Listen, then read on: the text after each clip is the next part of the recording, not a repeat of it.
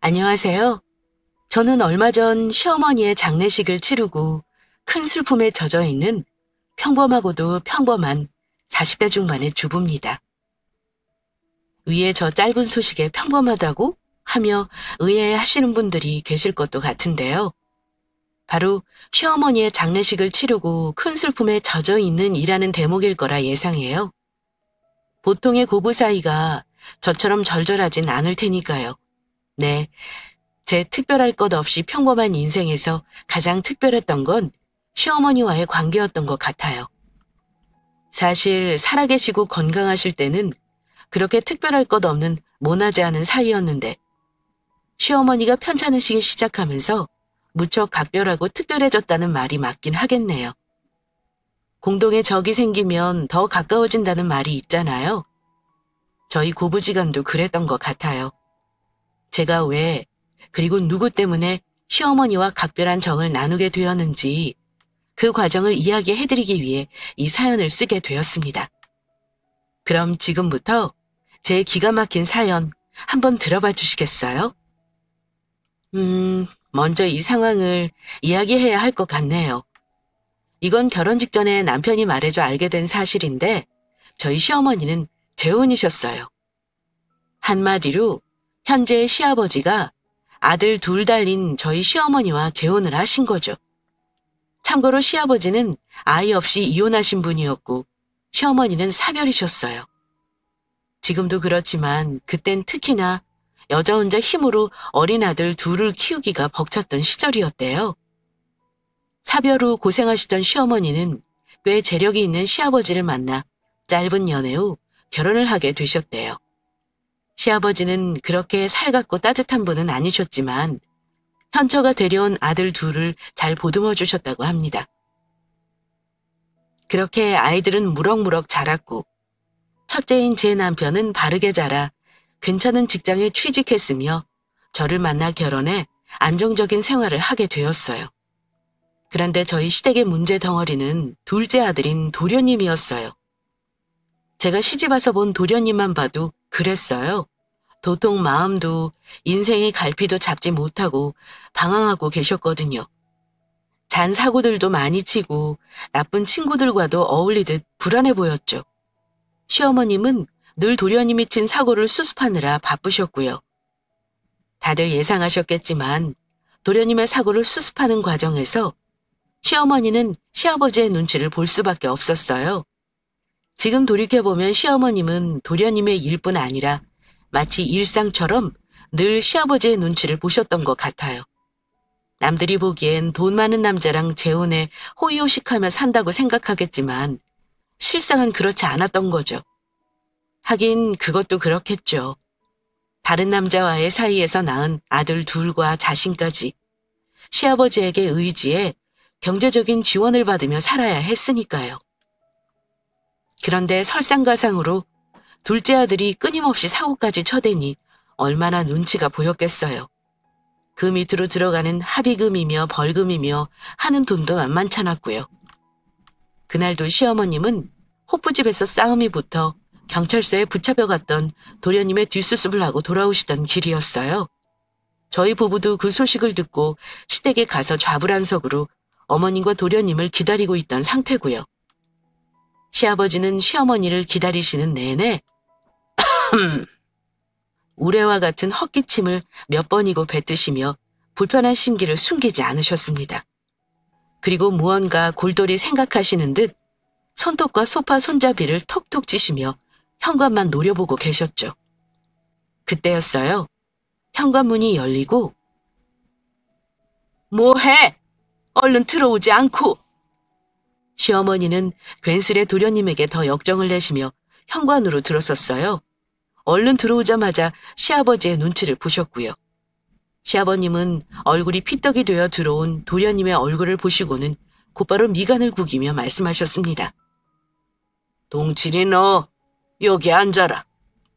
시아버지는 근엄한 음성으로 도련님을 불러 앉혔어요. 그리고 오래 고심하셨던 듯 조심스럽게 이야기를 꺼내셨어요. 내가 오래 생각하고 고민해봤는데 아무래도 이 방법밖에 없을 것 같다. 동칠이 유학 가거라. 여보.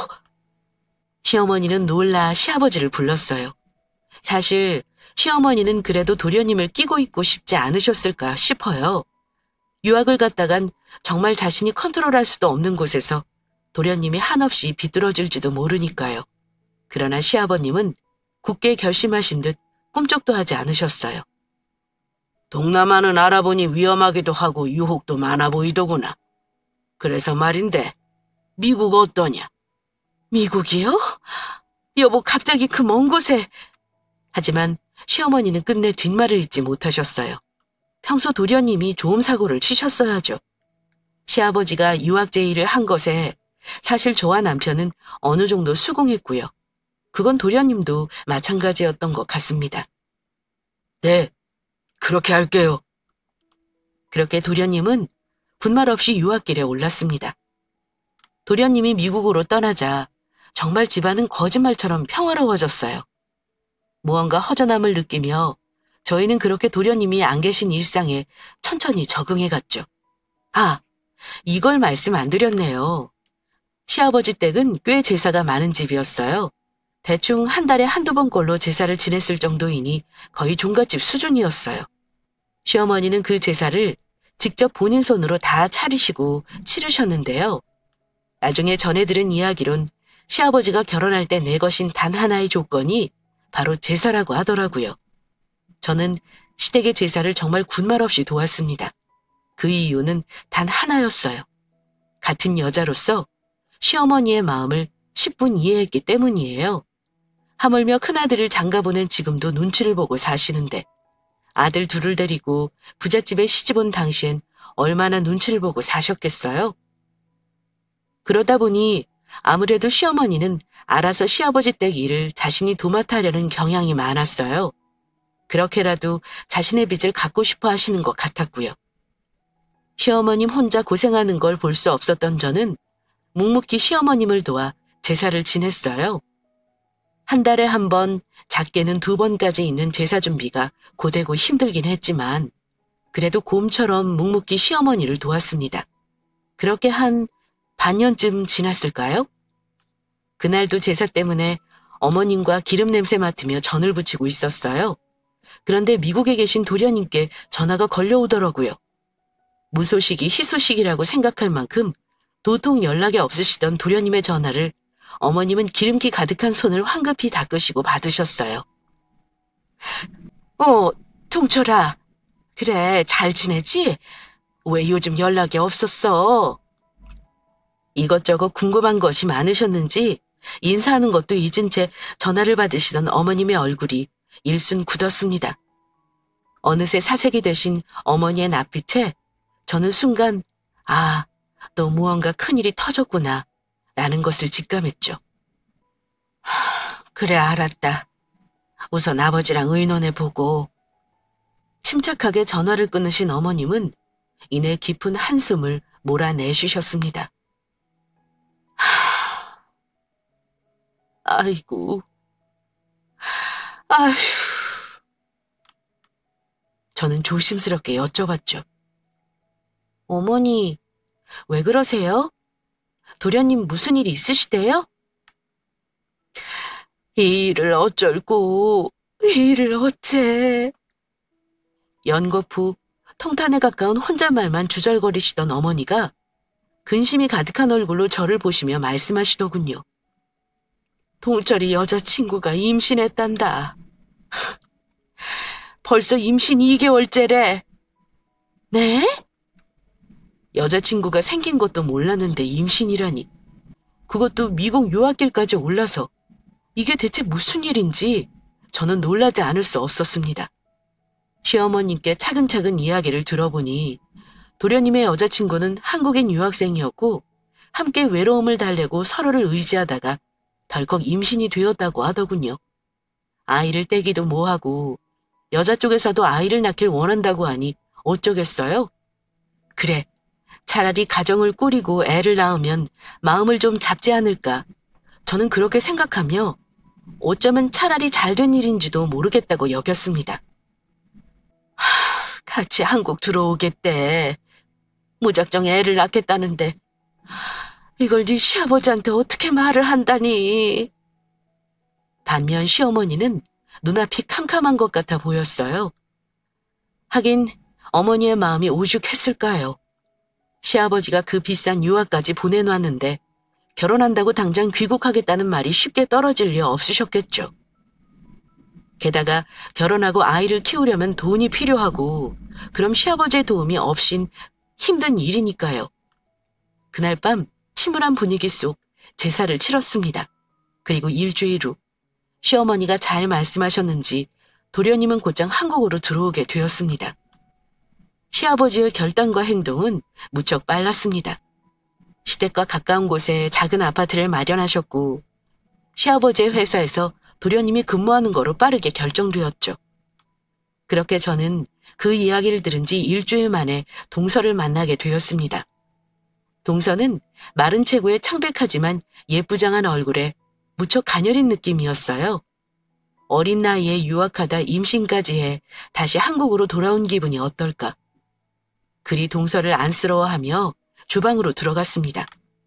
제가 차를 준비하고 있는데 혼자 집안을 둘러보던 동서가 삐죽 주방으로 고개를 내밀더군요.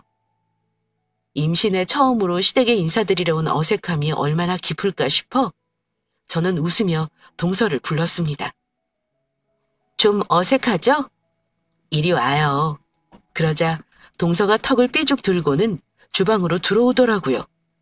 집이 좀 산다고 들었는데 보기보단 단출하네요. 네? 아니, 준재벌은 되는 것 같았는데 그건 아닌가 보다 해서요. 라며 제가 깎아둔 사과를 하나 주워 먹더군요. 저는 좀 어이도 없고 동서의 당돌함에 좀 놀랐어요. 요즘 남자 돈 보고 결혼하는 젊은 여자들이 많다던데 그런 류의 여자인가 의심도 들었고요. 하지만 저는 괜한 기우겠거니 생각하며 말을 돌렸습니다. 몸이 좀 약해 보이는데 임신하고 힘들겠어요. 보통 일이 아닌데. 그랬더니 동서가 저를 빤히 쳐다보며 그러더군요. 저 튼튼한데요? 다소 당돌하고 공격적인 말투에 좀 당황했지만 임신한 여자들이 아이나 임신에 관한 이야기에 예민해서 그러겠거니 생각했어요. 그럼 다행이에요. 생각해보니 만삭때가 여름이라 체력 달리면 힘들 것 같아서 한 말이니 오해하지 말아요. 걱정 마세요. 저 엄청 튼튼해요. 라며 자신감 있게 말하더군요. 하긴 보기에 좀 약해 보이는 사람들이 더 튼튼하고 다부진 경우도 덜어 있잖아요. 동서의 경우도 그렇겠거니 하고는 과일을 내 함께 거실로 향했습니다. 거실에선 한참 도련님과 시아버님이 향후 거처에 대해 논의 중이었어요. 막 시아버님이 입을 떼셨습니다. 한 달에 한 300이면 아껴서 잘 살 수 있지 않겠니? 시아버님이 크게 마음을 써주신 것 같았어요. 그도 그럴 것이 기술도 없고 일도 할 줄 모르는 도련님에게 한 달에 300만 원씩 월급을 주시겠다는 거니까요. 도련님도 시아버님의 그 마음과 배려가 너무도 고마웠는지 눈물까지 글썽이며 고개를 끄덕거리더군요. 예, 아버지. 감사합니다. 그런데 불쑥 동서가 대화에 끼어들었습니다. 애게. 모든 시선이 동서에게로 몰렸죠. 300 너무 짜지 않아요? 요즘 물가에 월 300으로 애를 어떻게 키워요? 그렇게 말갛게 물어오는데 저는 말문이 턱하고 막혔습니다. 정말 순식간에 분위기가 싸해졌죠. 시댁 식구들 눈치를 보며 입만 어버버하고 있는데 동서가 덧붙이더군요. 저는 몸이 약해서 애 낳아도 맞벌이는 못하거든요. 그래서 좀 걱정돼서요. 라며 못 박듯 말하더군요. 조금 전까진 제게 건강하니 걱정하지 말라고 되바라지게 말하던 동서는 어디로 간 걸까요? 사실 월 300에 아파트까지 구해주셨는데 저런 말이 저는 선뜻 나올 것 같지 않았습니다. 그런데 동서는 하더군요. 그것도 너무도 당연하다는 듯이. 전 정말 놀라움을 금치 못했습니다. 와, 이게 요즘 애들이구나. 아무리 생각해도 집안에 강적이 들어왔구나 싶었어요. 이런 동서를 이해하지 못하는 걸 보니 나도 이제 꼰대인가? 라는 생각마저 들더군요. 시어머니와 시아버지도 얼굴엔 당혹스러움이 가득했습니다. 시아버지가 험 하며 헛기침을 하자 동서가 깔깔 웃으며 그러더군요. 농담이에요, 농담. 처음 인사 온 시댁에서 농담이라니. 정말 거침없는 사람이 아니면 예의가 없는 사람 둘 중에 하나라는 판단이 서더군요. 하지만 시부모님은 그저 두 눈을 질끈 감으셨습니다. 이미 임신까지 한 동서를 이제와 내칠 수 없다는 이유도 있었지만 가장 큰 이유는 몰라보게 의젓해진 도련님 때문이었습니다. 제가 잘하겠습니다. 이젠 정말 걱정 안 끼치고 사고 안 치고 열심히 살게요. 아이가 생기고 나니까 두 분 마음 너무 잘 알겠어요. 라며 눈시울까지 붉히는 도련님의 모습은 정말 그 사이 부쩍 철이 든 모습이었어요. 와이프가 어떤 사람이든 집안의 골칫거리였던 도련님이 마음을 잡았으니 그것으로 되었다. 시부모님은 그리 생각하시는 눈치셨어요. 어쨌든 두 사람의 결혼은 일사천리로 진행되었습니다. 무사히 상견례를 치르고 초스피드 결혼식을 올렸고 저희는 가족이 되었습니다. 각오처럼 도련님은 정말 몰라보게 착실해졌어요. 일도 정말 열심히 했고 눈에 띄게 의젓해졌어요. 그리고 동서는 가끔 얼굴을 빼꼼히 내비쳐서 시댁의 반찬을 싹 쓸어갔죠. 그런데 웃기게도 제사 음식을 할 때는 정말 코빼기도 볼 수 없었어요. 이유는 입덧이 심해서요. 제가 워낙 몸이 약하잖아요. 였어요. 입덧 기간이 끝나고 나서는 완삭이라 몸이 무거워요. 배가 좀 뭉쳤나 봐요. 제가 몸이 약하잖아요. 네네, 다 이해했어요. 저도 임신 안 해본 것도 아니고 아이를 뱃속에 품는다는 것이 정말 쉽지 않은 일이라는 것 또한 잘 아니까요. 물론 저는 임신했을 때도 시댁 행사에 한 번도 빠진 적이 없었지만 동서의 말대로 동서는 몸이 특히 약하니까 그럴 수 있다고 생각했죠. 하지만 정말 얄미운 건 제사가 다 끝나고 꼭 얼굴을 디밀어 저와 시어머니가 해놓은 제사 음식을 가져간다는 거였어요. 와, 전 이렇게 맛있는 전은 처음 먹어봐요. 그런 동서에게 시어머니는 싫은 소리 한마디 쉽게 하지 못하셨습니다. 동철 씨, 결혼 전에 사고 엄청 쳤다면서요? 저 만나서 사람 된 거 맞죠? 그 말 한마디 때문이었어요. 대신 시어머니는 이제 시아버지뿐 아니라 제 눈치도 보시더군요. 동철이 처가 보기에도 몸이 많이 약해 보이는데 아무래도 힘에 부치나 보다. 처음엔 그렇게 말씀하시며 동서에겐 한없이 자애로운 시어머니께 서운한 감정도 들었어요. 하지만 저는 그 이유를 너무도 잘 알았어요. 정말로 동서를 만나고 도련님이 변했으니까요. 방황하고 통 마음을 잡지 못하던 아들이 그렇게 착실하게 사는 것만으로도 시어머니는 동서에게 감사하신 듯 했어요. 또 하나, 곰 같은 저와 달리 동서는 참 여우처럼 애교가 많았어요. 시어머니나 시아버지에게 입안에 혀처럼 굴었어요. 어머, 아버님, 세상에 어떻게 이렇게 멋지게 입으세요? 풍채가 좋으셔서 그런가 이 꽃도 너무 잘 어울려요. 어머니, 전 친정엄마가 해준 음식보다 어머니 음식이 훨씬 맛있는 거 있죠? 저 용돈 좀 주시면 안 돼요? 입에 발린 소리를 참 예쁘게 잘하고 거침없는 성격답게 스킨십도 애교스럽게 잘했죠. 사실 시어머니보단 시아버지가 꽤 귀여워하셨고요. 딸이 없는 집이다 보니 동서는 예쁨을 꽤 많이 받았습니다. 그렇게 시간이 지나고 동서는 귀여운 사내아이를 낳았습니다. 하지만 출산을 하고도 동서는 시댁 행사에 코빼기도 보이지 않았어요. 이유는 네, 맞아요. 몸이 약해서라는 핑계였어요. 제가 얼핏 출산 후 몸매 관리한다고 비싼 PT에 필라테스까지 다닌다고 들었는데 거기다 진을 다 빼서 전 부칠 힘은 없었던 모양이에요. 차라리 아예 얼굴도 안 비치면 덜 얄미웠을 텐데 꼭 제가 다 준비하고 나면 어떻게 알고 도착해서는 어머니, 사내 아이 둘을 어떻게 키우셨어요? 저 정말 너무 힘들어 죽겠어요. 징징대며 현관으로 들어오기 일쑤였습니다. 몸도 약한데 힘들지? 물론 제가 뼈 빠지게 해놓은 음식은 싹 다 동서가 챙겨갔고요.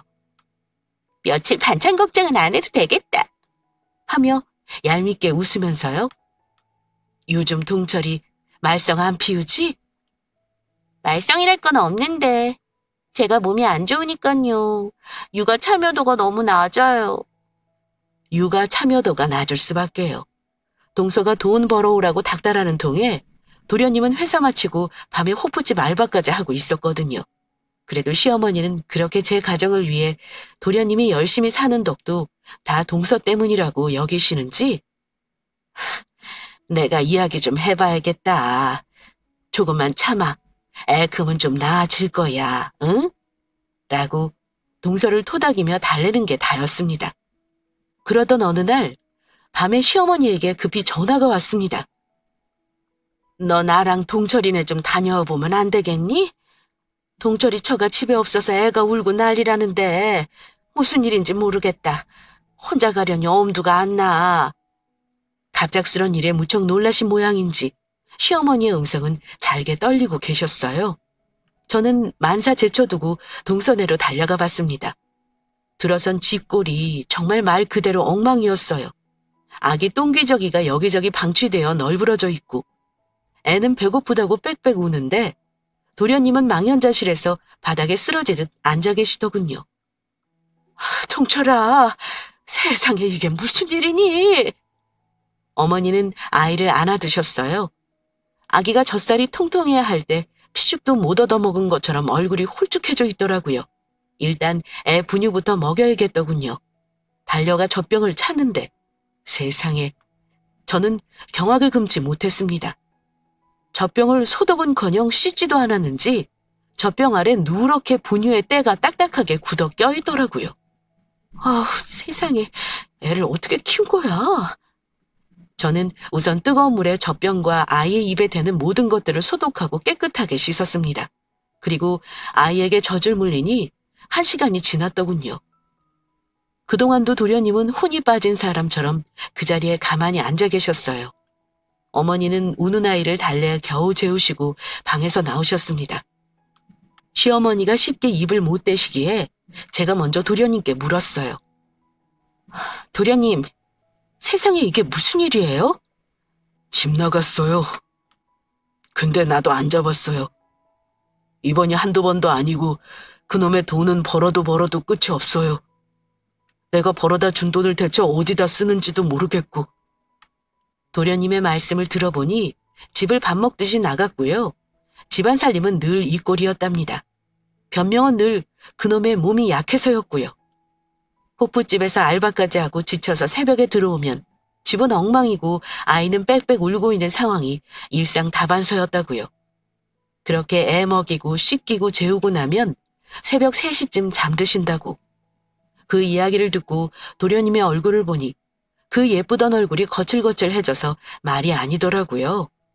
정말 가슴이 찢어지는 기분이었어요. 겨우 마음 잡아 살아보려는 도련님이 너무 안쓰럽기도 했고요. 제 기분도 그런데 시어머니는 어떠셨겠어요? 하지만 시어머니는 그래도 이혼은 안 된다고 생각하시는 눈치셨어요. 동철아, 네 집사람 데리러 가자. 그래도 잘 달래서 살아야 하지 않겠니? 그러자 도련님의 눈에서 눈물이 뚝뚝 떨어지더군요. 전 너무 힘들어요, 엄마. 제가 엄마 고생시킨 벌을 이렇게 받나 봐요. 그러며 어머니 품에 안겨 엉엉 우는데 지금까지 말 못할 사정이 얼마나 많았는지 가슴 깊이 느껴졌습니다. 어머니도 아들을 품에 안고 우시는데 그 모습이 너무 안쓰러웠어요. 이제 정말 도련님이 철드셨구나 싶었습니다. 애는 제가 볼 테니까 2분 다녀오세요. 그렇게 2 사람이 나가고 저는 집 청소를 시작했어요. 사실 제 친동생이었으면 당장 이혼시켰을 것 같아요. 그만큼 집안 꼴이 처참했어요. 저는 우선 냉장고를 싹 다 뒤집어 청소했어요. 보니 작년에 가져간 전까지 나오더라고요. 집에서 육아도 그렇다고 집안일도 안 하면서 도대체 동서는 뭘 하고 살았나 싶더라고요. 화가 머리 끝까지 치밀어 올랐습니다. 그렇게 정신없이 밀린 청소도 하고 아이도 좀 씻기고 돌보면서 집은 정상적인 모습을 갖추기 시작했어요. 그리고 한 6시간 지났을까요? 집을 나간 동서와 함께 시어머니 그리고 도련님이 집으로 돌아왔습니다. 어디서 뭘 하고 돌아다닌 건지 얼굴엔 화장을 떡칠하고 손톱엔 아이를 키운다곤 생각조차 할 수 없는 화려한 네일아트가 되어 있더군요. 몸이 약하다는 말을 버릇처럼 해대는 입에선 술 냄새는 풀풀 풍겼고요. 시어머니는 단단히 화가 나신 듯 두 사람을 앞에 앉히셨습니다. 내가 네 아버지랑 결혼해서 별 눈치란 눈치는 다 보고 살았다. 그런데 내가 이 나이가 되도록 아직도 눈치 보고 사는 이유가 뭔지 아니? 바로 너희 부부 때문이야. 그리고 시어머니가 동서를 향해 말씀하셨죠. 너 잘 들어라. 앞으로도 집안꼴 이따위로 해놓고 애 키울 거면, 애 내버려두고 밥 먹듯이 가출할 거면 지금 당장 짐 싸서 이 집에서 나가. 어머니. 그러지 않을 거면 앞으로 제사 명절 때 집으로 와서 네 동서랑 같이 음식해. 어머니, 저 몸이 약하잖아요. 저도 힘들어요. 몸도 약해서 일도 못하는데 돈은 모자라고 진짜 죽겠다니까요. 몸 약한 애가 클럽에서 그렇게 신나게 춤을 추니? 어휴, 내가 말을 말아야지. 라고 작게 읊조리신 시어머니는 턱 막힌 가슴을 손으로 내리누르시며 말씀을 이으셨습니다. 내가 한 달에 어떻게든 100씩은 더 보태주마.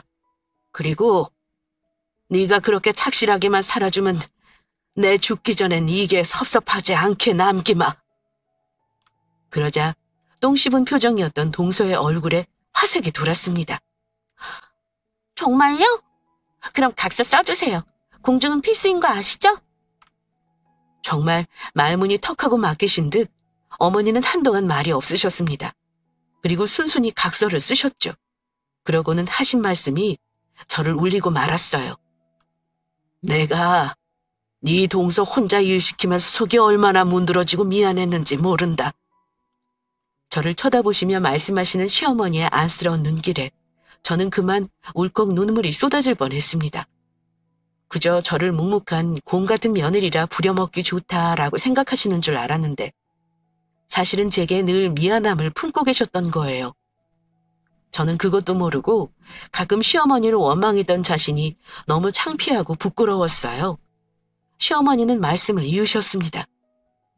그래서 나도 내 나름대로 고생한 며느리들한테 물려줄 재산 정도는 준비하고 있어.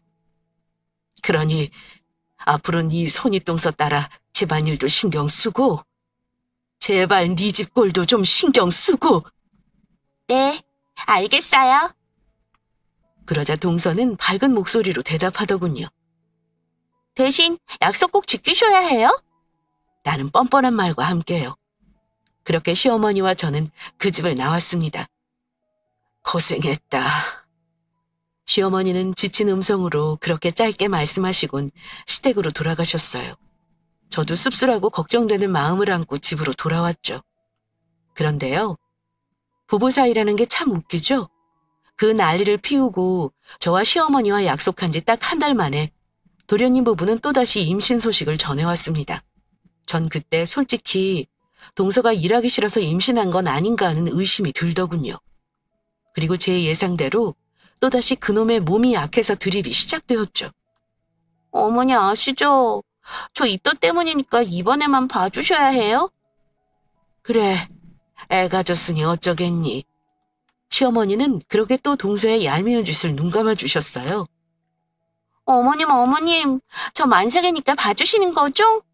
하며 아양을 떠는데 저도 사람인지라 정말 속이 부글부글 끓더군요. 그리고 그날 제게 넌지시 묻더군요. 어머님이 재산 얼마나 물려주시려나? 솔직히 저 만나고 동철 씨 맘 잡았는데 좀 많이 챙겨주셔야 하는 거 아닌가? 그러면서 깔깔 웃는데 순간 저는 처음 동서가 이 집에 와서 제게 했던 말들이 오버랩 되더라고요. 정말 돈 보고 도련님께 접근한 것이 아닌가 덜컥 겁이 났습니다.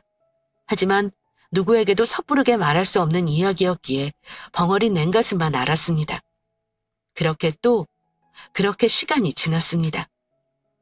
동서는 둘째를 건강하게 출산했어요. 그리고 진짜 큰 사건은 동서가 산후조리원에 나오고 한 달 정도 후에 일어났답니다. 늦은 밤 자고 있는데 남편의 핸드폰이 진동하더군요. 눈을 비비며 일어나 도착한 메시지를 확인한 남편의 얼굴이 하얗게 질리기 시작했습니다. 여보, 왜 그래? 무슨 일 있어? 동철이, 우리 동철이 하며 잠옷바람으로 밖으로 뛰어나가더군요. 저도 얼떨결에 잠옷을 입은 채 남편과 함께 택시를 탔습니다. 남편은 다급히 119에 전화를 했습니다. 네, 그쪽으로 빨리 구급차 좀 보내주세요. 자살기도 같습니다. 얼른요. 정말 뭣도 모르고 뛰쳐나온 저는 머리가 띵했습니다. 남편이 119에 불러준 주소는 도련님의 집이었거든요. 여보, 이게 다 무슨 소리예요? 동철이가 유서를 메시지로 보냈어. 내용은 이랬어요. 형수님, 죄송합니다. 저는 더는 살아갈 수가 없어. 이만 생을 마감하려고 합니다. 지금 집은 엉망이에요. 와이프는 이번이 몇 번째인지도 모르게 집을 나갔다 들어오길 반복하고 이런 사실을 저희 집에 알리면 가만두지 않겠다고 협박까지 받았어요.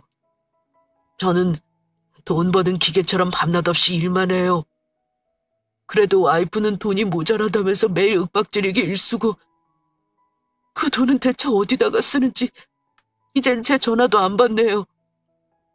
그래도 아이들 보면 참고 살았는데 이제는 정말 저도 힘들 것 같습니다. 제가 낳은 자식들은 염치 없지만 부탁합니다. 제발 애들 엄마에게 맡겨서는 안 돼요. 그런 엄마 밑에서 학대받으며 자라게 하는 것은 아이들을 위해서도 절대 좋은 일이 아닐 테니까요. 제가 어머니에게 한 불효를 이렇게 돌려받나 봐요. 저는 그래도 싸요. 어머니가 저만 없었어도 아버지 눈치 보시면서 죄인처럼 살진 않으셨을 텐데. 그리고 영수님, 전 좀 편해지려 합니다. 뒤처리를 부탁드려 죄송할 따름입니다. 어머 세상에. 한번 집을 나갔던 동서가 상습적으로 가출을 하고 있었던 것이 분명했어요. 게다가 아이들을 방치한 것은 물론 부탁까지 했다니. 그걸 참고 살았을 도련님이 너무 가여워 저는 택시 안에서 하염없이 눈물을 흘렸습니다. 집에 가보니 이미 구급대가 도착해 있었어요. 안방에서 번개탄을 피우셨는지 거실까지 냄새가 진동했어요. 들것에 실려 나가는 도련님을 따라 남편이 구급차를 탔고 저는 울면서 아이들을 병원으로 데려갔죠. 다행히 작은 방에 있던 아이들은 이상이 없었습니다. 다만 여기저기 구타당한 것인지 타박상이 있더군요. 정말 악마 같은 년. 그 소식을 듣고 달려오신 시어머님의 짝이 맞지 않은 신발이 제 마음을 아프게 했습니다. 세상에, 이게 무슨 일이니? 동철아, 동철아. 그런 시어머니에게 의사 선생님이 말씀하셨어요. 위험한 고비는 넘겼는데 아직 의식이 돌아오지 못하고 있습니다. 조금 더 경과를 지켜봐야 할 것 같습니다. 아이고, 아이고. 곡소리를 내시던 시어머님은 그 자리에서 그대로 혼절하고 마셨어요. 그리고 며칠 후 도련님은 여전히 깨어나지 못하고 계셨고 범진에 들어간 시어머니는 청천벽력 같은 진단이 내려졌습니다. 위암 말기입니다. 놀라 울음을 터뜨린 저와 달리 시어머니는 덤덤하셨습니다. 우리 아들 깨어나는 거 보고 입원할게요. 하루가 급한 입원을 미루고 시어머니는 도련님의 병상을 지키셨어요. 그리고 그 곁엔 시아버지가 계셨죠. 여보, 이게 다 내 잘못인 것 같아. 왜 이게 당신 잘못이에요? 난 늘 당신한테 미안하기만 한데. 두 분은 그렇게 자기 자신을 원망하며 지옥 같은 시간을 보내셨습니다. 저는 동서에게 끊임없이 연락했어요. 어쨌든 두 아이의 엄마이고 아직은 도련님의 부인이니 이 사실을 알아야 하잖아요. 하지만 동서는 핸드폰을 보는지 보지 않는지 답장 한 번 없었죠. 그렇게 지옥 같은 며칠이 지나고 도련님이 드디어 깨어나셨습니다. 도련님은 시어머니를 보고 펑펑 우시더군요. 정말 죄송하다고 몇백 번을 말하면서요. 그렇게 시어머니는 곧바로 입원하셨어요. 바로 항암 치료에 들어갔죠. 저는 병실에서 어머니의 간호를 도맡아 했습니다. 그런데 어머니가 입원하시고 이틀 정도 지나서였나 봐요. 갑자기 병실 문이 벌컥 열리더라고요. 어머니! 하며 달려들어온 건 동서였어요. 어머니, 아프시다고요? 위암 말기만 얼마 못 사시는 거 아니에요? 도련님이 그렇게 되었다고 했을 땐 코빼기도 보이지 않던 동서가 어머님의 소식을 듣고 뛰어온 거예요. 손에는 그때 쓴 각서를 들고요. 그럼 저 돈 주세요. 저 돌아가시기 전에 돈 주신다면서요. 참고 잘 살면 돈 주신다고 하셨잖아요. 시어머니는 병약한 상태에서 정말 기함하셨습니다. 그리고 정말 뾰족한 목소리로 그러시더군요. 내가 왜 너한테 돈을 주니? 내 아들 사지로 몰아놓고 내 손주들 구탄 너한테? 넌 이제 내 며느리 아니다. 그러자 동서가 뻔뻔하게 턱을 들고 그러더군요. 저 동철 씨랑 이혼 안 할 건데요? 저한테 당연히 주셔야죠, 며느리인데. 여기 이 각서 공증받아서 효력 있는 거 아시죠? 인두껍을 쓴 악마가 따로 없었습니다. 어쩜 저리 뻔뻔하고 못돼 먹었는지 도련님이 자기 때문에 자살 기도까지 했는데 돈을 달라니 정말 황당하게 그지없더군요. 그런데 시어머니는 생각보다 덤덤하시더군요. 마치 이 모든 상황을 예상이라도 하신 듯 힘없이 웃으셨습니다. 얘야, 이미 너 둘째 낳을 때 재산 네 동서 앞으로 다 돌려놨어. 네게 줄 내 재산은 먼지 한 톨도 없어. 그러니까 동서의 눈이 막 까디집히는데 진짜 무섭더라고요. 그런데도 시어머니는 태어나셨습니다. 네가 뭘 했다고 내가 너한테 돈을 주니? 그동안 고생 다 한 건 네 동서인데 너야 시집와서 한 거라곤 내 아들 돈 물 쓰듯이 쓰고 네 동서가 한 음식 가져가 돼지처럼 처먹은 것 빼고 더 있니?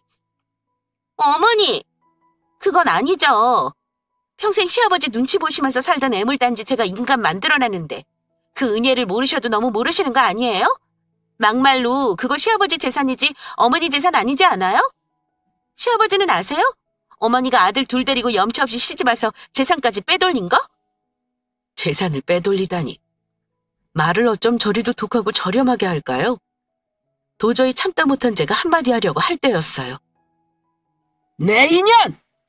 분노로 가득한 음성이 문 쪽에서 들려왔어요. 바로 뒤에서 모든 이야기를 듣고 계시던 시아버지셨어요. 열린 입이라고 개 같은 소리를 잘도 짓거리는구나, 네가. 시아버지는 우악스럽게 동서의 멱살을 잡아 올렸습니다. 어머님, 지금 뭐 하시는 거예요? 네까지 거지 같은 년이 감히 내 아내에게 뭐? 네가 내 아들과 우리 집안을 우습게 봐? 너 곧게 이 집 못 나갈 테니 그렇게 알아! 그러자 동서는 바닥에 들어올려진 발을 공중에서 동동 구르며 소리치더군요. 아버님 친아들도 아니잖아요. 이건 놓으시라고요. 왜 내 아들이 아니야? 내가 5살 때부터 얼마나 귀하게 키웠는데 감히 내가 손찌검 한번 못하고 금이야 오기야 키운 내 아들에게 협박을 해? 네가 내 아들 건들고 내 아내 건들면 어떻게 되는지 똑똑히 보여주마. 조금만 기다려. 아, 됐으니까 주기로 했던 내 돈이나 줘요. 개털 같은 놈 옆에 내가 악착같이 왜 붙어 있었는데 돈 내놓으라고요. 네가 이 집에서 가지고 나갈 수 있는 돈은 10원짜리 한 장도 없어. 소송이라도 할 거예요. 소송, 그래 마음대로 한번 해봐. 그리 말씀하신 시아버님은 동서의 멱살을 잡고 질질 끌다시피 하며 밖으로 내동댕이 쳤습니다. 그리고는 곧장 시어머니의 병상으로 달려오셨죠. 그리고는 조용히 시어머니의 손을 감싸 잡았습니다. 여보, 평생 내 눈치 보느라 고생했어. 미리 알았으면 절대 그러지 말라고 할 것을. 내가 너무 무심하고 무뚝뚝해서 자넬 눈치 보게 만들었어. 미안해. 정말 미안해. 나 한 번도 동호 동철이 내 자식 아니라고 생각해 본 적 없어. 몇십 년 만에 듣게 된 시아버지의 진심에 시어머니는 끝내 눈물을 보이고 마셨습니다. 내가 저 년을 무슨 수를 써서라도 나락으로 보낼 테니까 당신은 신경 쓰지 말고 치료에 전념해. 시아버지는 그리 말씀하시고 곧바로 병실을 나서셨어요. 평소 추진력이 강한 시아버지다운 행동력이었죠. 시어머님은 그 후로도 무척 우셨고 저도 따라 울었습니다. 저희는 서로를 안고 그렇게 한참을 울었습니다. 얘야, 정말 고맙고 미안하다. 어머니, 그런 말씀 마세요. 전 처음부터 지금까지 한 번도 어머니 이해하지 못한 적 없어요. 정말이에요. 제일 유명한 로펌을 찾아갔습니다. 그리고 곧바로 이혼 소송 및 피해 보상을 신청하고요. 그 후 이혼 재판은 계속해서 진행되었고 대한민국 최고가라는 로펌의 힘은 실로 대단했습니다. 동서의 과거가 낱낱이 파헤쳐졌습니다. 알고 보니 동서는 유학생이 아니었더라고요. 그곳에 일하러 갔던 유흥업소 종사자였고 돈 냄새를 맡고 도련님에게 유학생이라고 말하고 접근했던 거죠. 친정도 자신이 돈 주고 산 대역 배우들이었다는 것까지 모조리 밝혀졌죠. 결국 동서는 사기 결혼 및 재산갈취로 고소당했고요. 영구적으로 아이들에게 접근 명령까지 받게 되었습니다.